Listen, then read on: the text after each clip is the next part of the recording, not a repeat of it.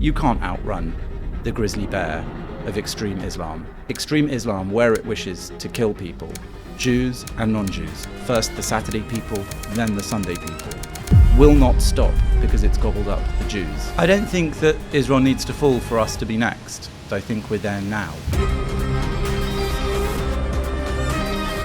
That Oxford Union speech you gave, did you notice Muslim women huffing and puffing? And I mean, 11 million people have watched a video that I put on my Instagram of me being abused by that crowd.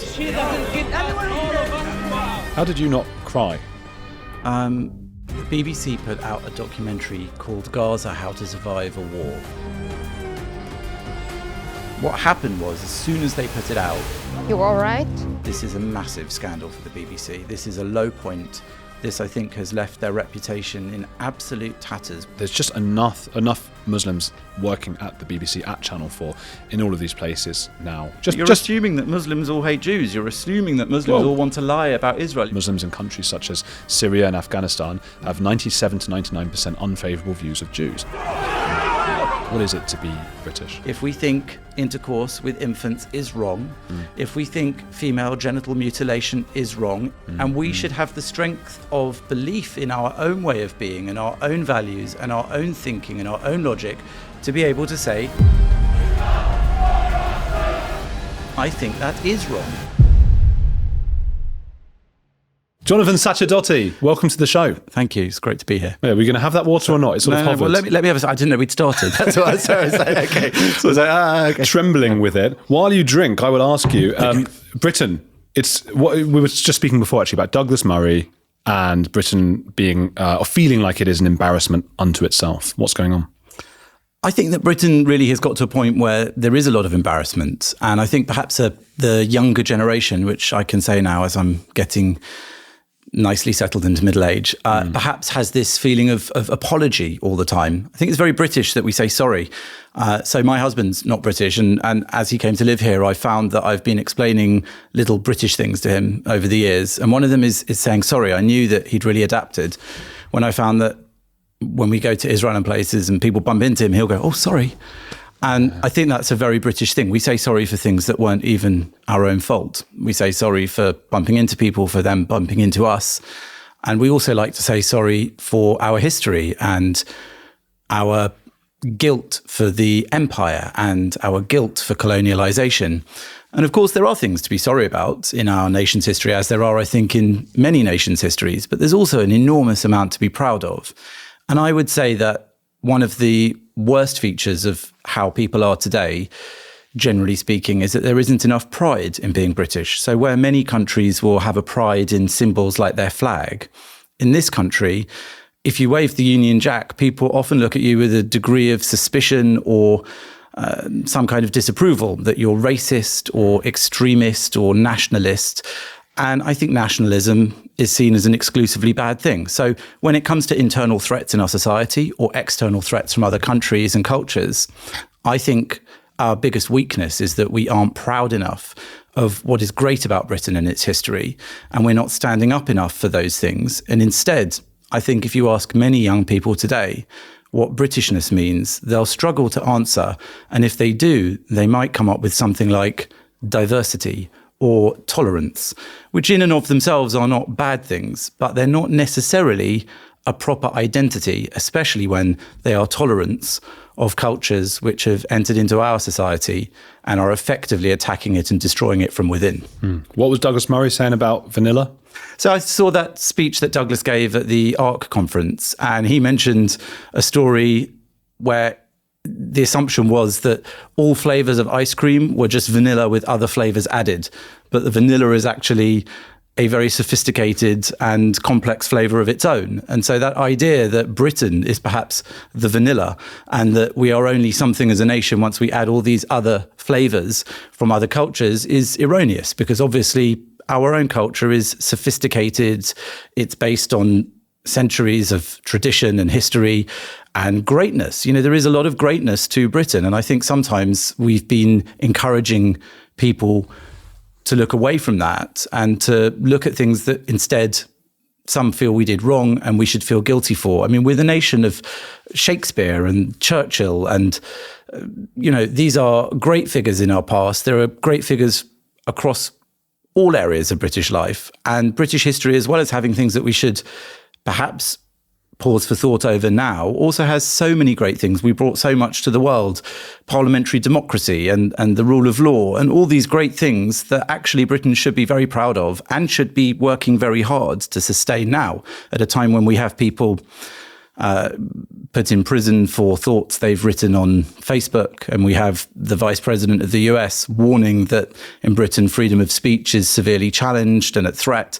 So I think that there's a lot going on at the moment, and as the world is rebalancing itself with Trump in his second term now, there is a massive debate going on, not just here in Britain, but across the whole Western world, about whether or not there are things that we should be proud of rather than just things that we should constantly apologise for.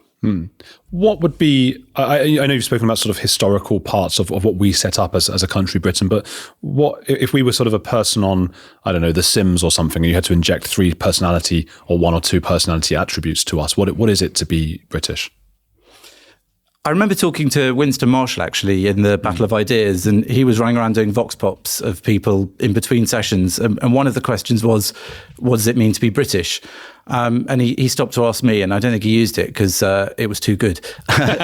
So I think it was, I'll try and think what I said then. He said, a lot of people were struggling with what it meant to be British, but for me, it's clear. I think a pride in our traditions and our history, and we are effectively a small c conservative country. We like to conserve what we have. So Britishness is all sorts of things like fair play, good manners, respect. Those things are very British values to me. Now, I might say at this point, I'm British born and bred, and I feel very British. But of course, my own family, if you go back 1, 2, 3 generations, are also immigrants. So I'm not somebody that's against immigration per se. My father was Italian and moved to this country when he married my mother.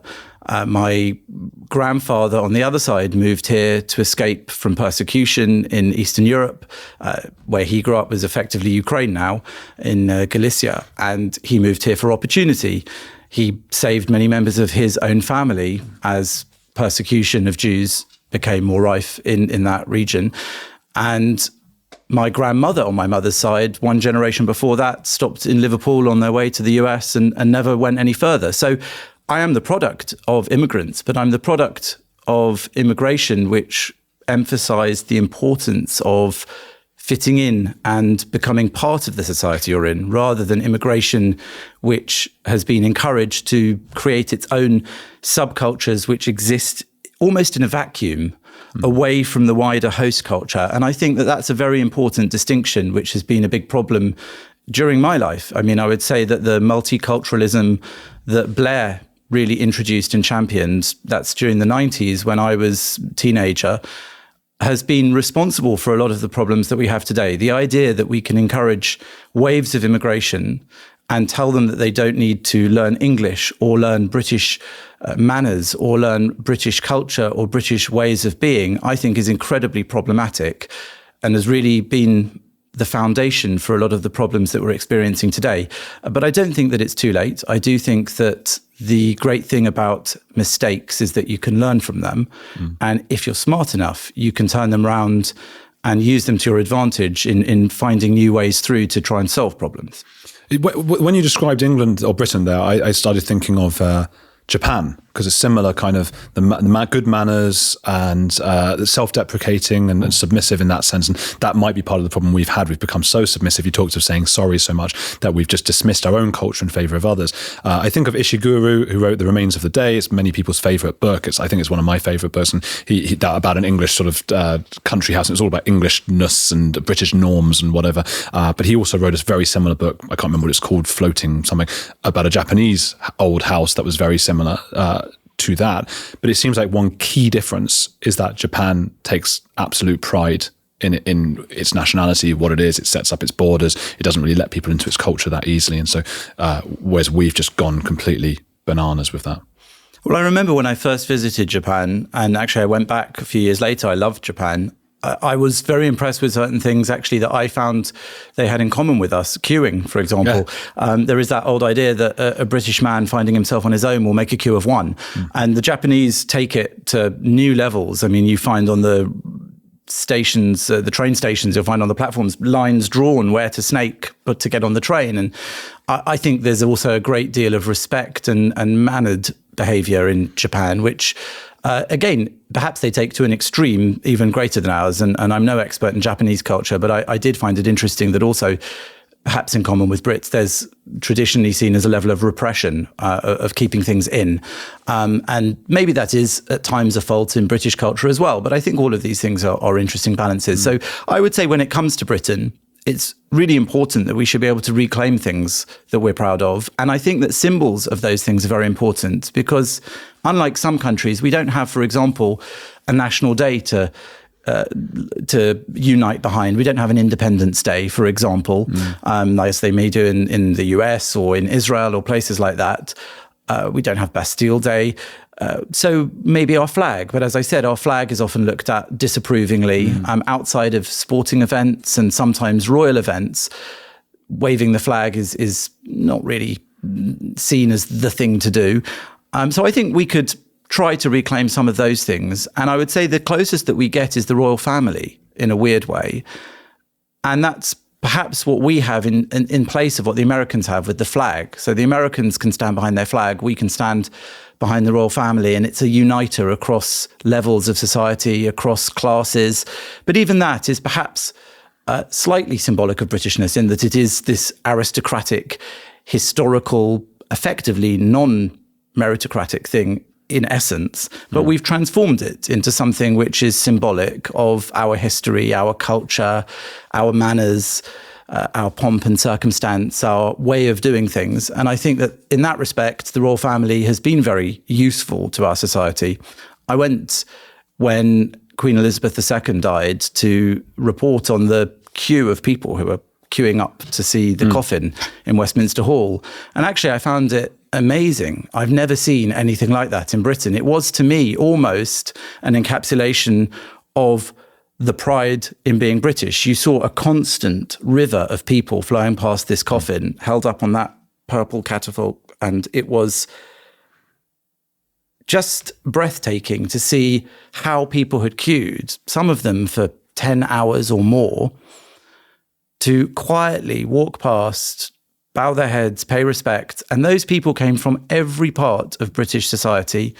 There were young and old. There were people in nurses' uniforms, religious Jews, Muslims. Every single type of person you see out on the streets in Great Britain was represented there and went past respectfully and bowed their heads to the late Queen.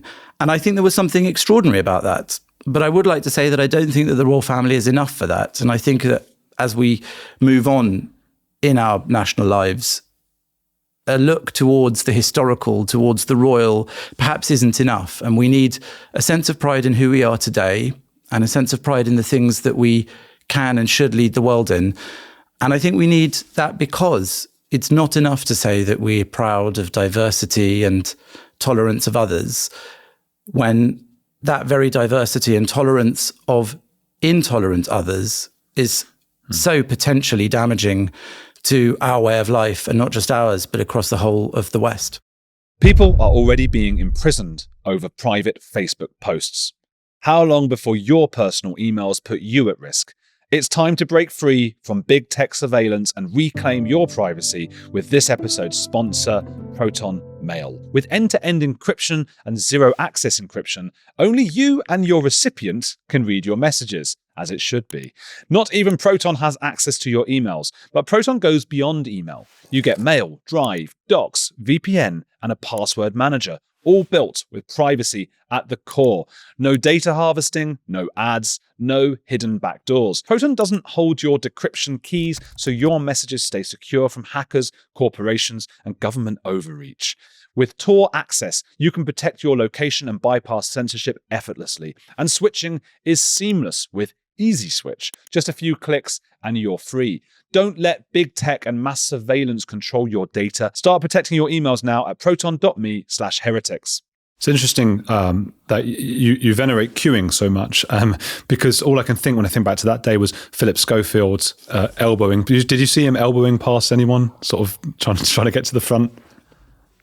Do you remember that queue gate? Yes, I do. And Holly Willoughby. I mean, that was a mountain. I'm treading carefully because I didn't queue. I went in the same route as Philip Schofield. So get out of here now. I went in as a journalist, and as journalists, you were allowed, you registered to go and report on what was happening. So we didn't join the queue. We were ushered in a given time slot, but we stood in a special place. And the truth be told, I was there to observe the phenomenon of people paying their respect. I was very pleased to be able to be there. It was. Did you see Beckham? I didn't see Beckham, and I didn't see Schofield, but I also didn't pretend to be there and to have queued. So maybe that is what people maybe felt had happened. I don't know. But I do think that queuing is it's a funny one. It's like the saying sorry, queuing. These are sort of quintessentially British things. I mean, the idea of things not being cricket, or the idea of being fair, of waiting your turn, of being respectful to others, of opening doors for others, of letting people through first. So yeah, the island culture, a lot of that's Helen Pluckrose was talking about this. I can't remember the exact terms she used, but the reason Japan and the UK have this is with these islands densely populated relative to other countries. So you show your courtesy by giving space and not being loud, and you know, on the train you don't make eye contact with people, which someone from America, where there's so much space, might consider rude. And in the States, it's the opposite, because there's so much space, people feel a bit solitary and you know, cordoned off from people, and so they will go, howdy partner, and get sort of in your space, which we would consider rude and they would consider polite. So maybe that's how it formed. There was a moving on. I want to ask. You know, Sam Harris has recently said we're all living in Israel. Just some of us don't realise yet. What does that mean? And what do you think of that? I think it's an astute point, and it's one that many of us have made over the years. So I've reported on and from Israel for well over a decade, for basically most of my adult life as a writer and a commentator and broadcaster. I've worked for over 11 years for an Israeli news channel as their UK correspondent. And similarly, I've represented news from Israel here in the UK media. And I'll say this, that Israel is a unique country in that it is effectively the gateway between the West and the Middle East, between the values that we have and the values of the Middle East. And it is a melting pot of both. So we're not the same as Israel by any means, but Israel has within it a lot of Western influence, and also a lot of influence of the Middle East, because its population comes from both parts. And it is itself, as I said, geographically in that kind of meeting place. So what does it mean that Israel is like us? I think a lot of the problems that we are facing today, and many people are just realizing that they're facing those problems today, are problems that Israel has not only faced for decades since its rebirth as a modern nation, but they're problems that Israel has found ways to deal with. It has found methods to deal with those problems effectively. Sometimes it's made mistakes, and sometimes it's hit on brilliant solutions. And I think that most importantly, especially since October the 7th, people around the world have started to realize, who didn't before, that maybe there's a lot for us to learn from Israel, because while often the decisions it has to make and the choices it has to make are not pleasant, there's an acknowledgement there that we need to make as well, that there isn't always a good option. There are often two bad options, and yet you have to choose one to try and resolve a problem. And also, the resolution of a problem may not be absolute or complete or permanent, but it doesn't mean that you can ignore it or kick it into the long grass. So issues like security or multiculturalism or different cultures clashing in one place are all things that Israel has had to wrestle with for decades.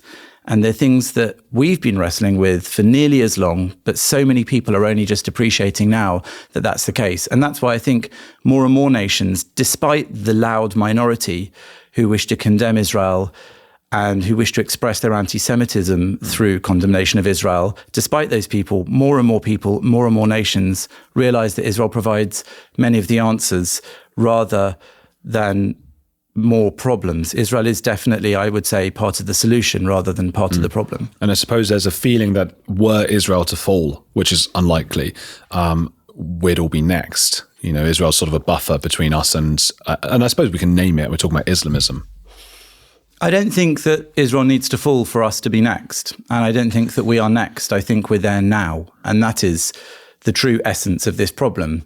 It's easy to look at Israel and say, if that falls, we're next. But that reminds me of the story of two men in the woods who are running from a grizzly bear. And one of them turns to the other and says, "Why are you running? Don't you know you can't outrun a grizzly bear?" And he says, "I don't need to outrun the grizzly bear. I just need to outrun you." Of course, that's nonsense, because the grizzly bear will catch both of them and gobble them up in no time.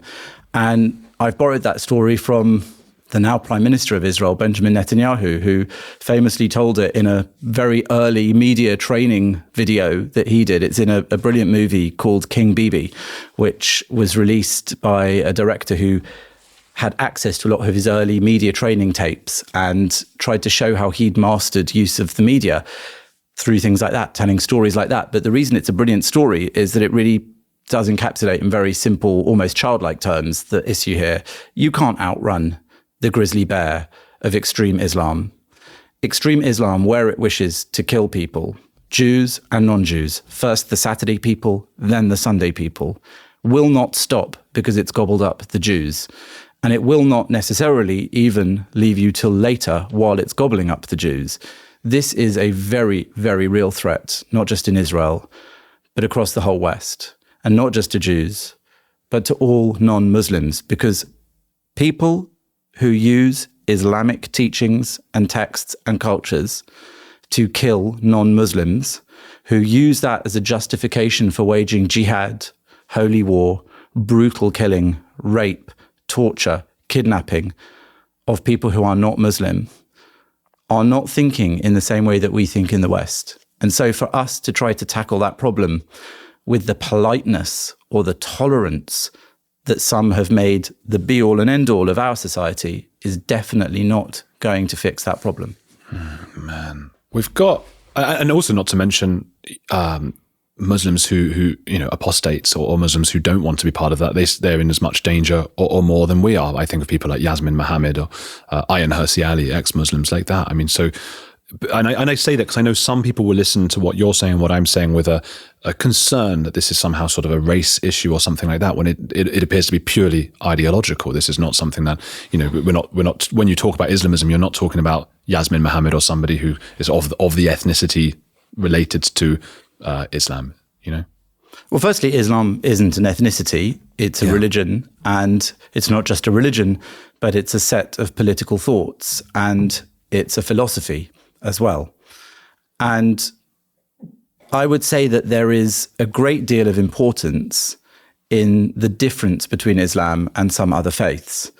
So Islam has a lot to say about how non-Muslims need to behave or be treated. And that is a problem for those non-Muslims if parts of it, or people who are carrying out what they interpret Islam as saying, want to kill non-Muslims. That is our problem. I would like never to have to think about Islam personally. It's not an area of interest of mine because I have a personal interest in its teachings. I don't. They're not mine. I have my own faith, my own culture, my own philosophy, partly through my own explorations and partly through my heritage as a Jewish person, as a Western person, as a Brit. But when it comes to a philosophy or an ideology or a religion which says that I must be submissive to it, I must convert or live under it according to its rules or die, I have every right to then think about it, talk about it, debate it, and even to oppose it. And I think that that's the problem. And I'll say that I think one of the reasons there's a great awkwardness about discussing Islam in critical ways is not just a fear of one's own safety. It's not just a fear of what might happen. As you said, many would-be reformers of Islam themselves are in extreme and grave danger because of their outspokenness about what they disapprove of in Islam. But it's also because I think there is a general mannered sense that we shouldn't criticize other people's beliefs or religions. That seems to me something which is fundamental to our history and our way of being. And particularly when it comes to Jewish people, when I talk to Jews about these issues, there's a look of fear on their face that you might bring it up. Less so after October the 7th, incidentally, but we can get to that in a moment. I've been talking about it for years. And I think it's because we as Jews have suffered persecution, and persecution because of our faith or ethnicity, Judaism being both an ethnicity and a faith. And because of what happened to us, totally unjustifiably, because of our persecution throughout the ages, we are afraid of potentially doing that to others. But that shouldn't stop us from criticizing thought processes or philosophies or political ideologies when they are wrong. Mm-hmm. And we should have the strength of belief in our own way of being and our own values and our own thinking and our own logic to be able to say, I think that is wrong. Mm. It doesn't mean everyone has to agree with us. But if we think a certain ethos is wrong, if we think multiple marriages are wrong, if we think intercourse with infants is wrong, if we think female genital mutilation is wrong in other cultures, of course we have every right to say it. I would say we have every responsibility to say it. And that comes back to what I think I'm saying about Britishness and Westernness. We don't seem to have enough pride and confidence in our ideas to say that when we're confronted with a culture, whether it's Islam or any other, that disagrees with it, that goes against it, that does things that we think are utterly reprehensible. So I think, I try to think of this in terms of, I'm thinking about the pendulum of the left and right at the moment, right? And on the woke left, that seems to be a lot of it dying, right? Trump's got in charge and the culture sort of comes down from there and then we start moving. And you've seen celebrities who were very on the woke train suddenly distancing themselves. Catherine Ryan was one of them, a Canadian comedian who's suddenly like, yeah, well, that identity politics, well, what was that about? And it's like, you were the one doing the whole thing. Ash Sarkar has suddenly come out and suddenly dismissing a lot of the stuff that she was implementing. And I started thinking, okay, well, now as the pendulum swings, we're going to see the right start to go a bit off. And there are things to be concerned about, I think. I mean, you're a man of homosexual persuasion, right? And that is a bit of an issue sometimes with some people on the far right. And if that becomes the leading culture, for example. So I thought that's where we're going to go to. But then I thought, because the trans stuff, I think everyone's just done with. I think nobody now thinks a man can go in a women's... most people don't anymore. Most, even the big celebrities are going, okay, that is a bit silly. Trans women are not literally women. They're saying, we never said that, actually. However, the Islam issue on that woke side is just not going to go away. That's still going to be a big part of that sort of woke left. And do you feel like they're going to continue to defend that until their heads are on a spike? So I got stuck on homosexual persuasion. Yeah, I like saying that. Yeah. It sounds very Victorian. Yeah. Well, I am gay. I'm married to a man. And that's about the limit of it. So I think that when it comes to identity politics, that's a good example. I've never felt I'm an LGBTQIA LMNOP person because, quite apart from the very concept being absurd, you can't be all those things. You can maybe be one of them. And the idea of making a community around your sexuality has always felt to me to be peculiar. I think there have been times when in our history and the history of other cultures, gay people have been persecuted for their sexuality and have wanted to fight for equal rights. And I think that's completely valid and right. And as a result, sometimes they formed communities which then developed their own subcultures and what have you. And so I understand how that's happened. But to have turned it into a sort of never-ending, everlasting political campaign and cultural identity has always seemed to me a distinctly bad idea, because what it does is actually perpetuate separateness rather than togetherness. And my desire as a person of the homosexual persuasion, as you put it, or as a gay person, was always just to be accepted within my society as equal and the same as everyone else. When it came to gay marriage, I did want the right to get married, probably because that was a small c conservative thing to do. Just because I'm attracted to men didn't mean I felt I should do something different from my parents and their parents, which is to find one person with whom I wish to have a life, share my life, potentially have a family, and all the other things that you would traditionally associate with marriage, including potentially even having a family and having children. That's obviously technically much more complex and morally and ethically, therefore, a bit more complex when it comes to gay people. So I would say that's a great example, because identity politics took things like that and put them on a pedestal and said, no, actually, we don't want to be accepted or treated as the same. We want to be special. We want special rights, special privileges. We want you to treat us better. You can't challenge anything about us. And I think that's problematic. So when it comes to other issues like trans to me has literally nothing to do with being gay. The idea that you would try and group trans and gay people together is odd. Even to group gay and lesbians together is slightly odd in that most gays and lesbians don't tend to spend that much time with one another. They're quite different in nature, to generalize. It must be offensive to you, this idea that trans is somehow grouped together with gay. Well, it's offensive to me insofar as I remember once I was in a meeting before they opened the big Jewish centre in northwest London some years ago. Is that what it's called? The big Jewish Centre? The big Jewish Centre. JW3 it's called. Oh, yeah. So they opened this Jewish community centre, and it was for culture and history and learning and what have you. And they had a sort of, I guess, a set of kind of focus groups where they invited different groups of people to see what they wanted to be in the programmes. And I got peculiarly, perhaps, invited to the gay one. And that was this big table of all the people from the rainbow spectrum and me. And there were just these constant discussions of every event you have must have a special nod towards this LGBTQI plus two spirit, etc. Yeah. And I really didn't understand why. And I dared to pipe up. I mean, we're talking quite a while back now, well over a decade, I guess. I said I didn't understand why. I said, shouldn't it just be that everyone is welcome? And that's the end of it, that it's clear that this place will be tolerant and open to everyone. And as an example, I said, why must you add trans to everything gay? And the example I gave was to say, why don't you include blind people? Why isn't it LGBTQ plus B?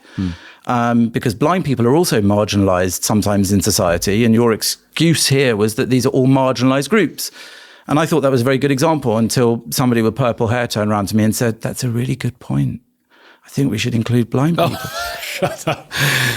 The problem that they have sometimes, though, is because I've asked that question before, what has it got to do with being gay? Because being gay, okay, that's who you have sex. Who cares? Unless you don't have the right, as you say before, okay, now we need to make sure you have the right to be able to have sex with who you want to, providing they're of consenting age, blah, blah, blah.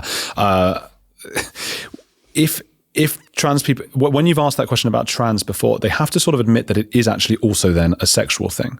Right. And that's when you get into Grace and Perry, who's admitted they admit they do get a sexual thrill out of dressing a certain way. Well, I think there's a difference between transvestites and transgender people, for starters. And back when I first started looking actually at the phenomenon, I was a TV development producer in the early 2020s and early 2000s even, not now, early 2000s. And I actually met a surgeon who conducted a large number of male to female sex change operations, as they were called back then, and interviewed him for a show I wanted to make. And actually, I took it to my boss at the time in the production company I was working in, and he really looked at me like I was a pervert. He was so disgusted and shocked at this concept I'd brought to him. And I was working for a company at the time that actually had a weird mix of programs. It did really slick cookery shows and also really weird serious treatment documentaries about sex. And that, I think, reflected the interests of the two founding partners. But they did both of those very well. So I thought it fit in, not with the cookery one, with the other one. And yet it was just dropped. And so that was kind of the start and end of my interaction with it. But I will say this, that if you look back in the history of what they now call transgenderism, and you read books like Domenico Di Celia's A Stranger in My Own Body, they treated it very differently back then. It was treated as a sort of psychological disorder to believe that you are a different identity from the physical truth of your body and your hormones and your chromosomes. And I still perhaps have what might be seen as an old-fashioned view on that, which is I believe that's probably more accurate, which doesn't mean that I'm not sympathetic to people who have that. It just means that I think that the right way to explore helping those people is not necessarily surgery or hormones or drastically medicalizing them and giving them a lifetime of medical problems. It is to say that maybe it would be better if we can find a talking cure, or if not a cure, a therapy that helps people. And I'll say this about other mental and psychological disorders. I'm somebody that in my life has suffered from periods of depression, which is a psychological disorder. And I know that that may reoccur during my life, and that I found ways to deal with it with analysts and therapists, and sometimes medication, and often by creating a life around myself that is supportive at times that I need it. And thank God I haven't had that problem for many, many years. But I would say the same should apply to other psychological disorders or problems, which is that the best way to help people who have them is not always to affirm what they believe. If you go to a suicidal depressive and you say, you're right, everything's terrible, here's a gun, that isn't necessarily the best thing for them. It doesn't mean that therapy will necessarily make them the world's cheeriest person for the whole of their life. Good therapy, in my opinion, and I had a wonderful therapist for many years, will help you to make peace with your own mind and psychology and the world around you, and to balance the two. And sometimes you'll go through periods of your life where those things can exist in harmony, and other times in your life, there'll be conflicts and crises that you experience. We can't expect to fix and cure everything. So for people who have a disorder where they believe their mental or psychological identity is massively at odds with the reality of their body and the world around them, I think we should try to find ways to help them to live with that imbalance and to fix it as much as possible, but not necessarily through surgeries. So I don't remember how we got there from Islam, but I do think that that's always been something that I think is very important. And perhaps to bring it back to Islam quickly, I think that placing any minority status or other way of being on a pedestal where it's unquestionable, you can't criticize it, or how we react to it or how we behave about it now, is definitely wrong, because it means that we've stopped thinking. I agree. Equal rights, it's when people want their extra rights, and they never realize that's what's happening in the moment. One of the issues that you and I have been talking about is the BBC documentary that was pulled. I think a lot of people watching this show might have heard bits about that. It was about, the documentary about Gaza, but what's a very basic, what's happened basically?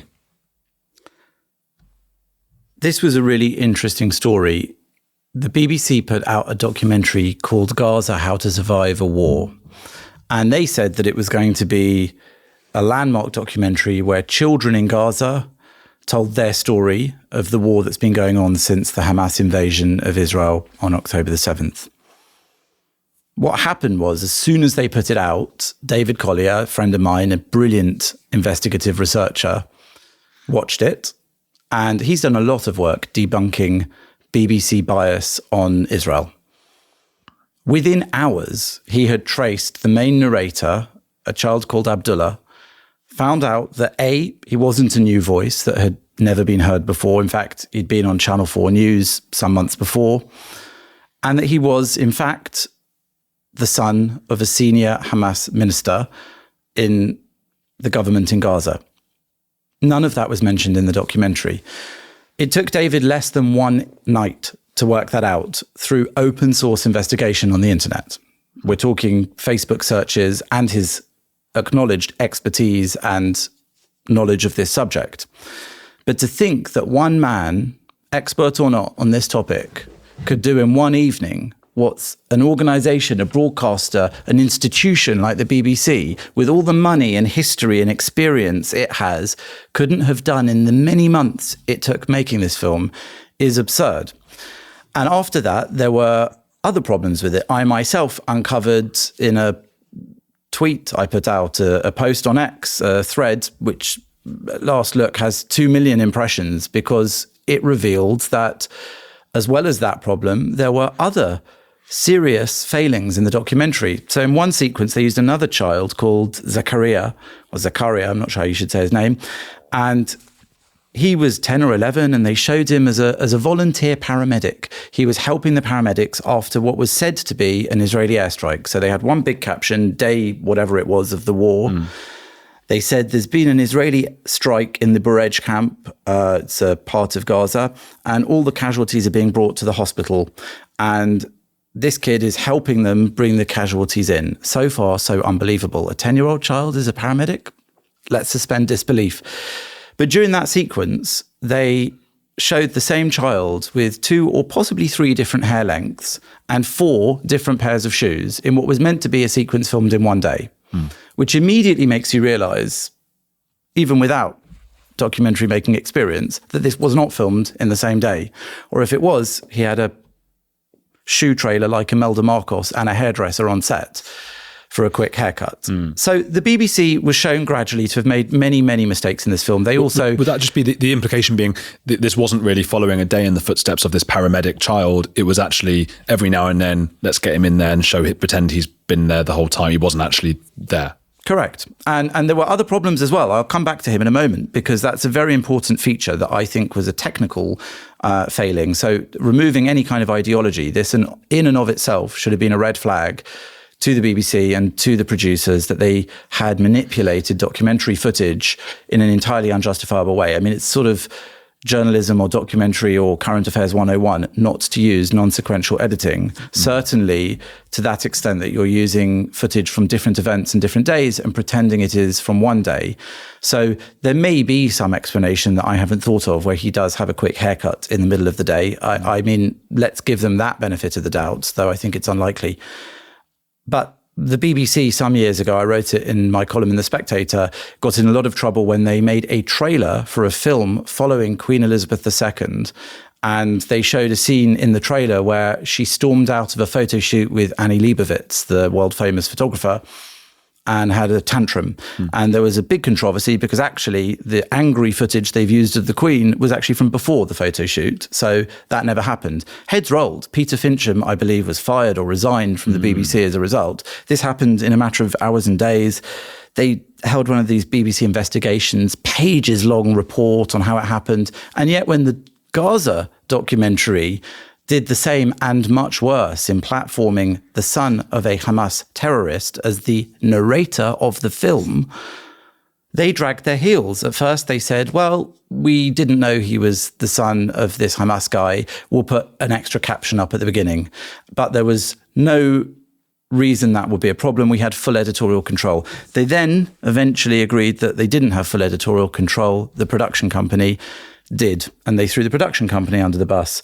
And then eventually, when faced with further evidence of journalistic malpractice and deception, which was that they mistranslated much of the Arabic, they translated the word Yahud, Jew, to Israeli, when they talked about waging jihad on the Yahud, they translated it as resistance against the Israeli forces or similar, effectively whitewashing the anti-Semitic genocidal nature of Hamas and Palestinian ethos. At that point, they pulled the film from iPlayer, but not before they'd broadcast it, I think, twice on the television. They'd left it up on iPlayer for people to see. Typical BBC reaction. They denied, they obfuscated, they dug their heels in, they pretended that anyone that said something about it was wrong. 500 lovies signed a letter saying that it was racist to question these things and it should be put up again. And in actual fact, this is a massive scandal for the BBC. This is a low point. This, I think, has left their reputation in absolute tatters, what was left of it, for anyone that follows their bias and lies and twisting and manipulation about Israel. And that's the real problem, is it actually highlights something many of us have known about for years.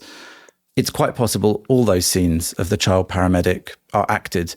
There is a phenomenon known as Pallywood, where the Palestinians have for many years acted and made up scenes which they know will play well in the Western world, often using children to elicit sympathy and pity. This is not to say there isn't suffering in Gaza, that life isn't difficult at times for Palestinians. But often they rely on this credulous Western media, epitomized by the BBC, to just spew this stuff out verbatim. It's given to them footage of a child reporter or a child paramedic, and they put it out as if it's gospel truth without questioning the peculiarity of a 10 or 11-year-old child being a volunteer paramedic, of paramedics not moving that child aside because he's not actually helpful or because it's traumatic to him to see the victims of a bombing, who then becomes a journalist's assistant in the evening in the same sequence, and then an ambulance cleaner that evening, a child of 10 or 11. It's beyond belief that responsible current affairs executives, documentary makers, even runners in that show should believe that. And I think it's a mixture of deliberate obfuscation and manipulation and credulousness that they've been so primed to believe that everything Israel does is evil and that everything the Palestinians do is purely pure and innocent. And in a film that didn't show one Hamas fighter or terrorist, one gun, rocket or bomb, we're meant to have believed that was a fair representation of children's lives in Gaza. The BBC has failed massively here, and it really needs to do more than just a perfunctory bureaucratic exercise in internal investigation. Heads don't just need to roll. They need to overhaul their entire news treatment of Israel. It's something we've known they have a massive bias on for decades. They have a bias. They have editors and journalists and reporters who have a hatred of Israel.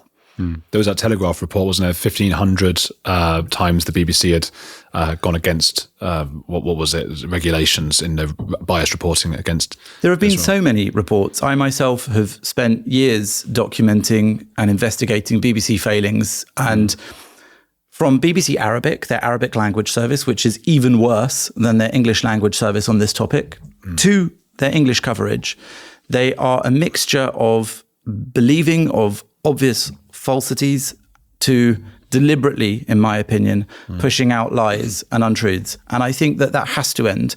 They are our national broadcaster. So many Jewish people and non-Jewish people are now withholding their license fee payments because the idea that somebody is spewing out pro-Palestinian, pro-terrorist, pro-Hamas propaganda to a beautiful soundtrack of emotional music, manipulating abused children to spread that message with our money is disgusting. It's unacceptable.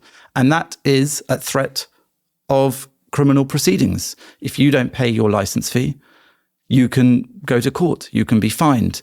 That's outrageous. They need to stand on their own feet. If they want to make this vile, they should make it and see how it floats commercially. They should not be doing this in our name or with our pounds. Perhaps it's easier to believe that a 10-year-old might be a paramedic in a culture where a 10-year-old can get married. How did Owen Jones react to the pulling of the documentary? I can't say I've looked. I don't spend a lot of time following him. I would imagine he thought it was not right to do so. Do you know how he? Yeah, he was not happy. Okay. So as you can imagine, he said all the things. The thing is, let me say this, right? It's not about what you think about Israel. Even if you don't like Israel's behavior in this war, to make a documentary that is demonstrably going against the rules of fair journalism, so non-sequential editing, hiding the identity of a child who's connected to Hamas through his family, through his father. They've now admitted they made payments to that child's family into the sister's bank account for his mother. Now, that in and of itself, I'm not an accountant, but if you brought me a transaction like that, I'd say, what are you trying to hide? The idea that license fee payers' money has potentially gone to people connected with Hamas. You're never supposed to pay interviewees for documentaries. Well, they said in the end that they paid him for the narration. And even that then revealed that if they paid him for the narration, it's because he was performing a role as an actor. And we knew that because his narration was clearly recorded in a recording studio somewhere in Gaza and was clearly scripted. He talked about things which were not in what they today call his lived experience. He had factual information which was not from his perspective. He talked about the lives of the other characters in the film who we don't think he met. So he was then paid for that role. So my point here is that it broke so many rules of how you make documentaries and films and current affairs pieces that just on that basis, it should have been pulled. For 500 people like Gary Lineker and the like, to say that this film should be put back and that these criticisms are racist is obviously moronic. And those people should assess their own biases because they need to ask why, in the case of a film trashing the Jewish state, Israel, they're happy for all those things to happen. But probably in another case, they wouldn't be. I mean, I was on the radio the other day. They had Juliet Stevenson, the actress, saying that it was wrong and it should be put up and it should be put back on the air. And I just don't understand how she didn't think, for example, it was a problem to have a Hamas guy's son narrate the whole film. I bet she would have a problem if the BBC showed a film with a conservative MP's child narrating the whole film on a contentious political issue where they don't tell you that it is a conservative MP's child. But when it came to Hamas, a prescribed genocidal, anti-Semitic, brutal, medieval, backwards terrorist organization, that was fine. Something I've wondered aloud on the podcast a few times, but are we at a point now where there are enough Muslims in this country? It doesn't mean all Muslims agree one way or another, but many do. I mean, we know this with Jews, 95%, I think, are Zionists. So you can tell from a person's set of beliefs what they're likely to believe and so on. We do have a situation where we have a lot of Muslims in this country. We don't have many Jews. So the influence, despite the sort of cliche, the stereotype the Jews are influenced in the media and so on, the influence that British Jews have, 200,000 in the country, right, compared to, well, some people say up to 10 million Muslims, some people say 4 or 5 million. We don't quite know. Everybody in this country is going to know and have a friend who is Muslim and who will be giving one side of this argument. Is the BBC just destined to be a little bit infiltrated by people who are either Islamists or have some sympathy for Islam? And is there any way to come back from that? I don't see this as a fight between Jews and Muslims. I see this as an issue of those of us in the West standing up for the values and culture that is important to us. Jew, Muslim, Christian, other. I'm a Jew, but I feel most passionately about this because it goes against the very principles of journalistic integrity. Yes, it's a topic I know a lot about because in my professional life, I cover Israel a lot. I'm aware of Pallywood and Palestinian manipulation and abuse of children and the manipulation of the press. But I would feel as strongly if it was in another topic. And so I would say that the BBC, especially, not being under the commercial pressures of other media outlets, has no reason to bow to some sort of unjustifiable, immoral, unfair treatment of any subject. So whether that's Brexit, climate change, Israel, Islam, Judaism, they have no reason to do it. And I'll take you back to another story. There was a bus of school children in Oxford Street a few years ago, religious Jewish children who'd gone there for a day out to celebrate the Jewish festival of Hanukkah. And they were abused by a group of Muslims on the street and fled back into the bus and had to escape. The BBC reported it as the Jewish school children having uttered an anti-Muslim slur. And there then ensued weeks of analysis of a dodgy sound recording that the BBC eventually produced in which they said these children had said the words dirty Muslims, as if that would justify the attack that had taken place on these children. Those children didn't say those words, or at least there is no evidence they said that. The Jewish community, at great expense, undertook independent forensic audio analysis of this stupid little clip and found that actually these children had been calling for help because it was an emergency in Hebrew. That's what the BBC had heard as dirty Muslims. It took them weeks to apologize. Eventually, Ofcom even found against them on this. This is, again, typical of how they treat complaints, but especially from Jews or people concerned about anti-Semitism. They must look at why they have so many apologies they're forced to make on Israel and Jews. You have to be willfully blind to think it's innocent and a series of innocent mistakes. When you find that you're making that number of mistakes on one particular area, today it's fashionable to call it an unconscious bias, let's say. But they won't even do that when it comes to Jews. So I think that there is a great problem in how they're dealing with that. And I think that they really need to look very, very seriously at why they're doing that. I can only assume that they know it and that they're okay with it. And that in itself is deeply troubling for all people who care about this. That's why I disagree. That's why I mentioned I think there's just enough Muslims working at the BBC, at Channel 4, in all of these places now. You're assuming that Muslims all hate Jews. You're assuming that Muslims all want to lie about Israel. You're assuming that Muslims want to see Palestinian children abused by Hamas, that Palestinian children should be forced to pretend to be paramedics and that they should... You're assuming that Muslims don't care about the persecution of Muslim children? They shouldn't want it. They would be hearing different news and different, maybe fake news, and they would be denying that this happens and closing off their mind to it.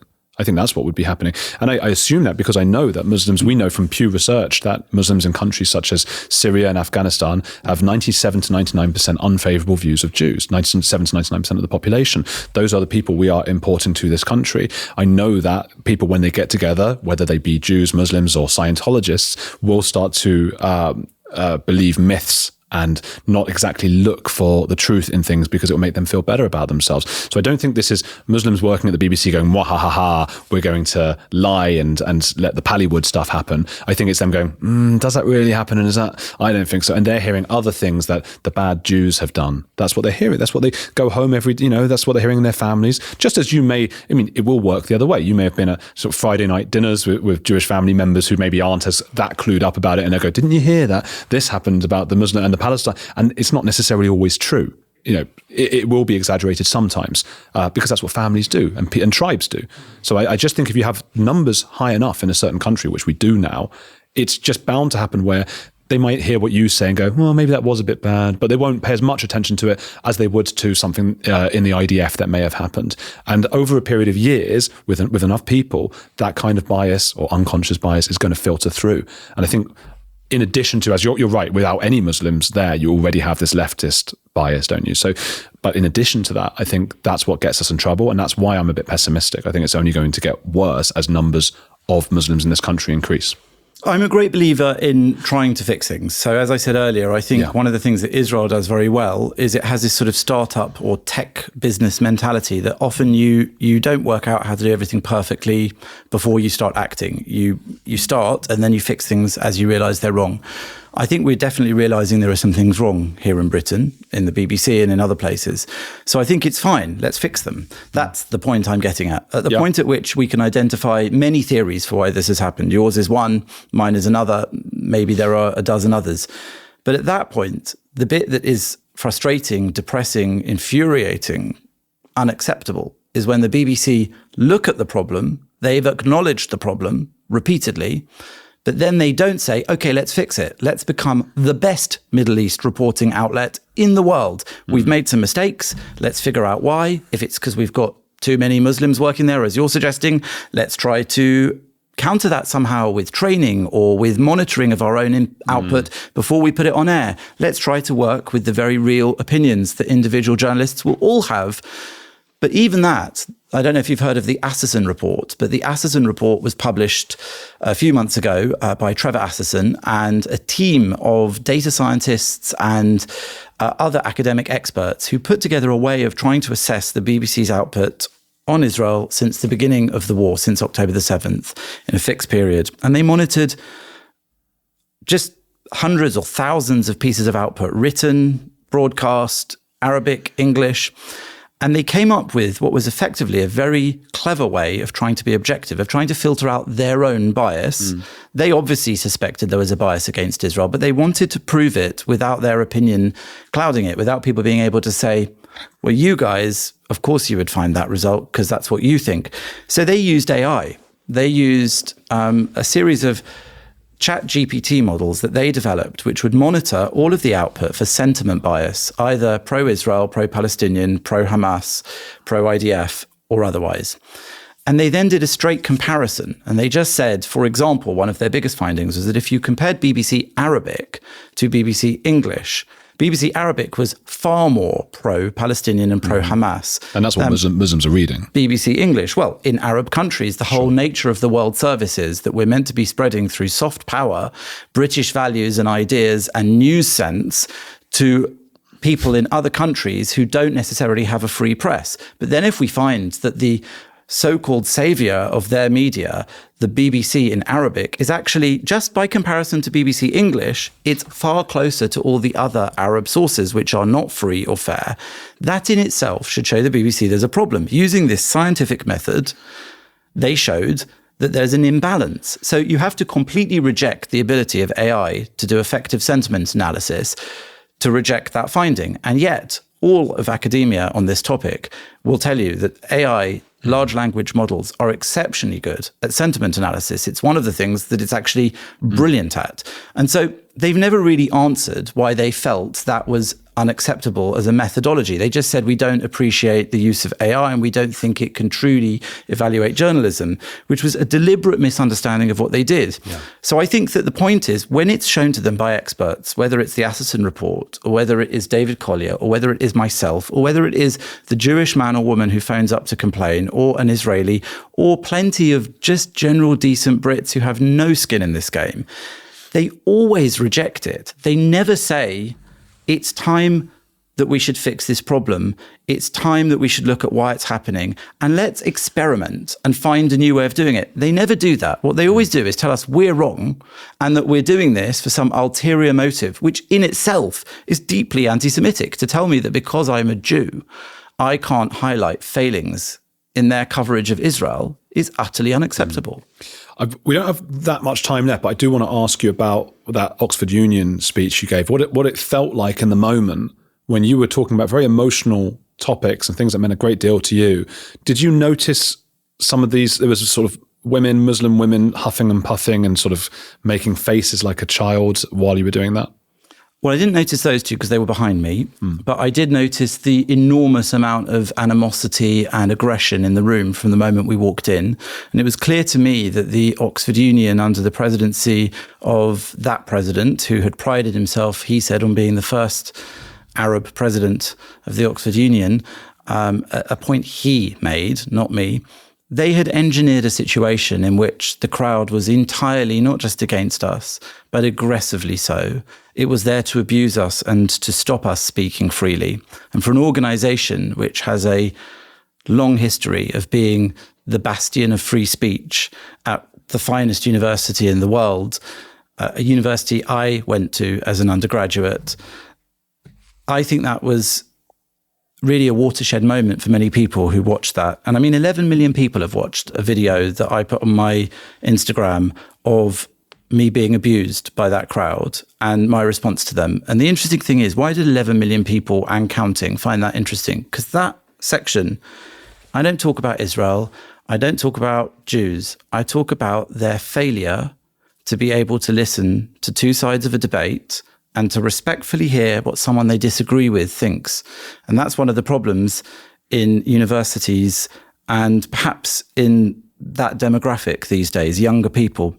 They aren't necessarily able, it's a big generalization, but they aren't necessarily as able to hear things they don't agree with or don't like and disagree with them respectfully and in a nature of debate and inquiry. And that's all that clip in particular showed. So I will say that it was a very low point for that organisation. How did you not cry? I wasn't afraid of those children in black tie.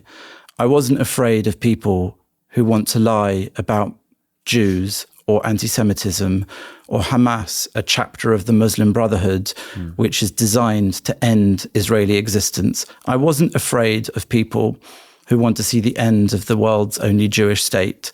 I wasn't afraid of those people, and I will never be afraid of them, because they cannot stop those of us who have a mission of truth and righteousness and justice in pointing out to the world the utter shame and utter hideousness of treating us this way And I think that those people in the Oxford Union embarrassed themselves. They showed all of their own failings and shortcomings, none of ours. So did I cry? No, I didn't cry. I went there for a reason, which was to make my case, to explain what I had to say, to reason with a group of supposedly well-informed, educated, elite people, and to go home. And I came and did what I wanted to do. They came and did what they wanted to do, and the whole world saw that. Yeah. Yeah. I watched it going, and I think many people did, going, bloody hell, he's strong. Because and maybe in the moment you get an extra bit of strength, because I feel like I'd have broken down. I'd have had to just stop or gone bright red. And you know what? You were firm. My father was a child during the Holocaust who was in Italy, saved by nuns, hidden for 9 months without his parents, with his younger brother who was 3. People my age and younger in Israel have spent hundreds of days fighting in hellhole tunnels in Gaza against jihadi maniacs who want to end not just Israel, but the Jewish people. People I've met were kidnapped and kept and tortured in Gaza, or have family members who were, or killed. What am I afraid of, facing up to a bunch of ill-educated yobs who wanted to stop me explaining the truth? I've got nothing to be afraid of compared to those people. And it's because of the experience of those people, never mind me. I didn't do anything brave or special. I stood up and spoke the truth. I stood up and presented facts and arguments. And I just want to say, everyone should do that. Every single person in their own circle, their own society, their own friendship group, their own workplace. They don't have to be someone who has a platform to speak publicly. They need to go out and say what they believe in and what they see as true. And if they have doubts about what they believe in, they need to investigate it until they either change their mind or they don't have doubts. And when you know what you believe in from a position of truth and through being informed and thinking and hearing and listening and debating carefully, you have nothing to be afraid of in expressing that truth. Before my next question, tell me, where can people find your work and follow you? You can find me on most of the social media, which you'll find all my handles on jonathansacerdoti.com. Hopefully you can write that somewhere because no one can spell it. And I'm on Twitter at JonSac, JONSAC, and Instagram on Jonathan Sacerdoti, and pretty much everywhere online you'll find me easily. I'm the only one in the world with this name. Well, we will put those below. And who is a heretic you admire? Yeah, this is the only part of this interview I've been worried about. I don't like the phrase heretic, really, because I think it has connotations of religiousness and disapproval. And really, I prefer people who are truth seekers. But I think that's what you mean in this podcast. And I want to say that my heretic was Abraham, the founding father of Judaism, because he smashed up the idols in his father's shop. And he more or less invented the idea of monotheism, the respect for one invisible God, which was ultimately a heretical act in his society. And from there onwards, I would say that that extends to the entire Jewish people and Jewish faith, because Judaism is effectively quite a heretical faith.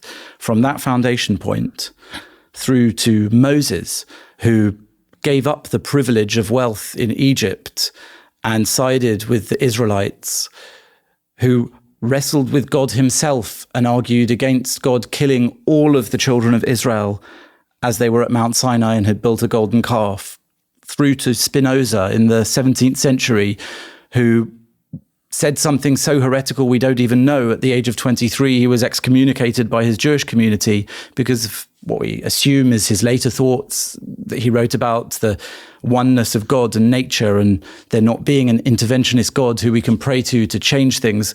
This is all in the spirit of Judaism, and the Talmud itself is debates between rabbis and disagreements. Yisrael, Israel, means wrestles with God.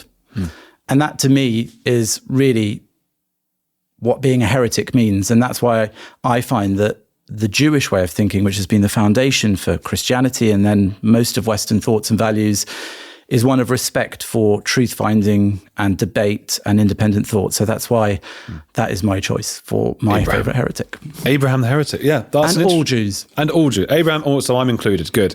People, please go follow Jonathan Sacerdoti. I'll spell it for you down in the description below in several links and things. He's been absolutely wonderful. And watch the Oxford Union debate as well if you haven't, because it just shows humanity at its worst. Not Jonathan, but the other people. Hit the like button. Keep watching this channel.